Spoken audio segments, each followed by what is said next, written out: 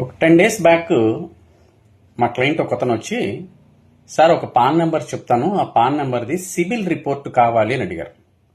ఎవరు సార్ అంటే, మీరు కాదు తెప్పించండి సార్, తర్వాత చెప్తాలేండి అని చెప్పంటే, సరే ఏదో మేనేజ్ చేసి ఆ సిబిల్ రిపోర్ట్ అయితే తీసుకొచ్చి అతనికి ఇచ్చాం.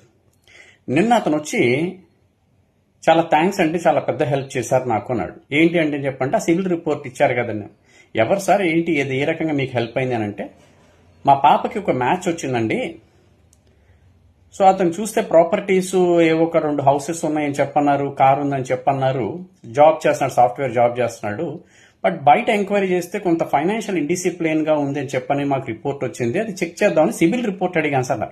దానికి దీనికి సంబంధం ఏంటి సార్ అని చెప్పంటే, సిబిల్ రిపోర్ట్ లో మనకు అన్ని డీటెయిల్స్ వస్తాయి సార్ అని చెప్పని, అండ్ అందులో ఏమున్నాయంటే చెక్ బౌన్స్ కేసెస్ ఉన్నాయంట, అండ్ క్రెడిట్ కార్డు సెటిల్మెంట్స్ ఉన్నాయంట, క్రెడిట్ కార్డు ఓవర్ డ్యూస్ ఉన్నాయంట, and enquiry, CIBIL enquiry almost 52 times enquiries చేసినట్టుగా ఉన్నాయి. In addition to that housing loan ఉందంట, కార్ లోన్ ఉంది, అండ్ చెక్ బౌన్సెస్ చెప్పా కదా ఇందాక, ఇవన్నీ ఉన్నాయంట. సో ఇవన్నీ చూస్తే అతను ఎంత ఫైనాన్షియల్ ఇండిసిప్లిన్ తెలిసిందండి, కాబట్టి ఆ మ్యాచ్ ని మేము క్యాన్సిల్ చేసుకున్నాము అని చెప్పన్నాడు. ఓహో, సో ఆడపిల్ల పెళ్లి చేయాలి అని చెప్పానంటే అబ్బాయి క్యారెక్టరే కాకుండా, ఫ్యామిలీయే కాకుండా క్రెడిట్ స్కోర్ కూడా చూస్తారు, అది సిబిల్ రిపోర్ట్ ఈ రకంగా కూడా హెల్ప్ అవుతుందని చెప్పిన విషయం నాకు మొట్టమొదటిసారి తెలిసింది. సో అబ్బాయిలు జాగ్రత్త.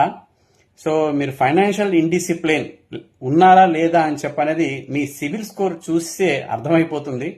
కాబట్టి మీకు పెళ్లిళ్ళు కావాలి అని చెప్పంటే, మీరు జాబ్లో ఎంత డిసిప్లిన్డ్ గా ఉంటారో అదేవిధంగా మీరు ఫైనాన్షియల్ డిసిప్లిన్ కూడా ఉండాలి. సిబిల్ రిపోర్ట్ ని ఈ రకంగా కూడా వాడుకోవచ్చు, ఈ రకంగా కూడా హెల్ప్ అవుతుంది. క్యారెక్టరే కాకుండా క్రెడిట్ స్కోర్ కూడా పెళ్లికి చూడాలి అని చెప్పన్న విషయం మొట్టమొదటిసారిగా నేను వింటున్నాను. చాలా బాగుంది కాన్సెప్ట్ కూడా. జనరల్ గా బ్యాంక్స్ లో చూస్తుంటాం, బ్యాంక్ వాళ్ళు బారోయర్ ఏదైనా వస్తే కనుక లోన్ ఇవ్వాలా లేదా అని చెప్పంటే అతను ఫైనాన్షియల్ డిసిప్లిన్ చూడటం కోసం సిబిల్ రిపోర్ట్ వాడతారు. బట్ ఈ మ్యారేజెస్ కి కూడా ఈ సిబిల్ రిపోర్ట్ ని ఉపయోగించుకోవచ్చు అని చెప్పనేది చూస్తున్నా.